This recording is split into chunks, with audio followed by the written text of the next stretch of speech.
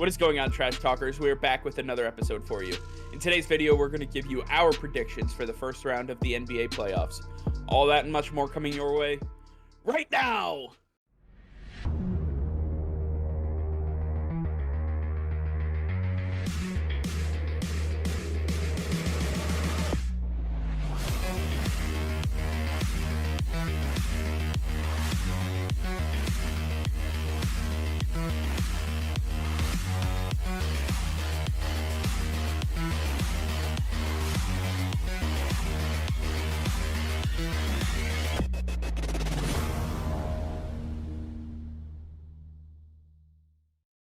Hey Trash Talkers, it's Mike here. Over 93% of you who view our show each and every day are not subscribed to the channel. If you could hit that red subscribe button, it would help us out tremendously, and it is completely free for you guys. If you want to stay up to date with our daily content, then click that bell icon and you will be notified every time we go live. Nick and I both really appreciate you subscribing to the channel, and we can't wait to keep making more daily content for you. All right, Nick. Well, with the final play-ins completely done, Golden State losing an absolute heartbreaker to Memphis, and now we have the entire NBA landscape for the playoffs set for the first round, and I'm excited. I'm really ready to just jump right in and give you our predictions. So why don't we start off with the first matchup of the Saturday slate, the Miami Heat versus the Milwaukee Bucks. Who you got? Yeah, I think this is going to be a really good matchup. I think this is going to go the distance. I think that this is going to go to a game 7, but I think at the end of the day, Milwaukee's got the size. I don't think that Miami's going to be able to handle them down in the paint, and I think Giannis is really going to shine for Milwaukee in this series. He's going to show why he's a true MVP candidate this season. I think that Milwaukee's got this in 7. I could take either one of those teams, honestly, but I do believe that it'll go in 7, so I'm with you there.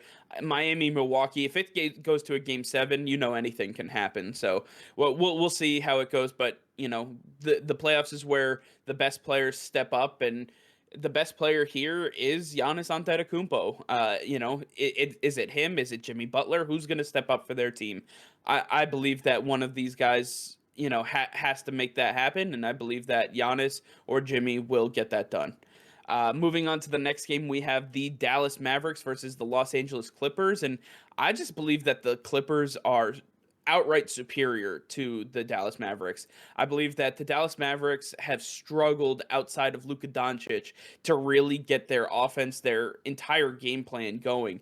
I mean, you can point to different points in time where other players had good seasons, they've had good statistics, but nobody has been as dominant, as consistent as Luka Doncic on this team. And then when you have to go against the two-headed monster that is Kawhi Leonard and Paul George in Los Angeles, and you have to go to Los Angeles, to the Staples Center, and play in front of that crowd, in front of those fans, it's going to be a sight to behold. I think Dallas is going to give them a little run for their money, but I say the Clippers are going to win this in 5. I'm right there with you, but I believe that the Clippers are going to win this in 4. I think that this is just going to be an absolute domination by the Clippers. I just don't think that Luka is going to be able to do enough by himself. I don't think that the supporting cast is there. KP is not performing that great right now, and I just don't think that the Dallas Mavericks are the team right now that can have any sort of success against the Clippers with the way they're performing right now. So you have them in 5, I have them in 4. Nonetheless, the Clippers are outright going to dominate this series. But for the next series on this list, the Boston Celtics versus the Brooklyn Nets, it's another outright domination. The Boston Celtics down Jaylen Brown. That's a huge loss for them. But they have Jason Tatum, a guy who's absolutely budding this year. He's really coming to his own and showing how much of an elite athlete he actually is. Putting up 50 points in the play-in game against Washington was absolutely massive. But now he has to face Kevin Durant, James Harden, Kyrie Irving, Blake Griffin. I could keep going on. They have so much talent. There's no possible way Boston can keep up with this Brooklyn Nets team. I just think that this is going to be an outright domination by Brooklyn. I have Brooklyn in 5. Yeah, I have Brooklyn in 5 as well. I just think that there's too much firepower. Brad Stevens has already basically given up. And if you haven't seen that, go check out that clip. Kendrick Perkins, I'm with you there. Big guy. I think that if he loves Brooklyn so much, he should go coach them. But at this point, Jason Tatum has to he has to find a good chiropractor because he's got to carry this team on his back, and it's not all that pretty, especially when you got to carry somebody like Taco Fall there too. So, Brooklyn in 5, not much more needs to be said. Next up, we have the Portland Trailblazers versus the Denver Nuggets. This is an interesting one because I'm a huge believer in Dame time. I'm a huge believer in what Portland has built and what they can get done. I actually am going to take Denver in 7 here. I believe that Denver has the requisite firepower. They were so close last year. They have the players that are going to be able to match up really well with Portland. And at this point, I just think that Denver is in a better position to get the job done than Portland right now. I agree with you. I think that Denver has the stronger team, even though they're down Jamal Murray. I think Nikola Jokic is the clear-cut MVP right now, and there is nobody on Portland that can stop him. The only thing that could hold Denver back is if we get the same Dame Dollar that we saw in the bubble last season, because he was lights out for Portland, and if he shows up, then it's going to be an interesting series. But I think that Denver's got this one in the bag, but it's going to be a tough series. I have Denver in 6. For Washington and Philly, this one's going to be an absolute smoke show. I think that Philly is just too good, and Washington got in by the skin of their teeth. I think that Philly's got this one in 5. There's no possible way that Joel Embiid and Ben Simmons are going to be stopped by Russell Westbrook and a half a hamstring Bradley Beal. Yeah, I'm with you there, but I'm actually taking Philly in a clean sweep of 4. I believe that Philly just, Joel Embiid was a top 3, top 5 NBA player this year. He really came into his own. He was shooting the ball lights out. His defense was on par with some of the best defenders in the league. And they don't have an answer for him in Washington. I mean, who are you going to throw out there that's going to be able to stop this guy? There's not an answer. So I think Philly has the requisite power to clean sweep this. We know what Brett Brown is all about. We know what the Sixers are all about. Let's just move in every single game, all in. Let's get into the next round. Let's rest up and keep going. So Philly in 4 for me. I want to move on to the Lakers and the Phoenix Suns, though. This is by far and away my favorite matchup of the first round.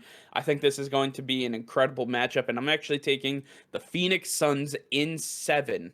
I'm going to say that with Chris Paul, Devin Booker, DeAndre Ayton, the team that they have built in Phoenix to compete, looking at what they did last year, going undefeated in the bubble and truly showing that they could compete, then adding a Chris Paul and then showing how much he has helped improve this team, getting to the number 2 seed, getting to the spot where they'll be able to really showcase their power and their charisma. I really like this team. I think LeBron James is still hurting. Anthony Davis has not shot the ball well from 3 or at all, for that matter, since he came back from injury. I think that the Lakers are kind of in shambles right now. Frank Vogel is not really the coach that's getting them together, and Phoenix is firing on all cylinders. When you have a team on the downward spiral and you have a team that's firing in all pistons, you got to take the one that's full throttle going ahead, because at this point, Phoenix is all in. Yeah, I think really what's going to come into play is the health of the team.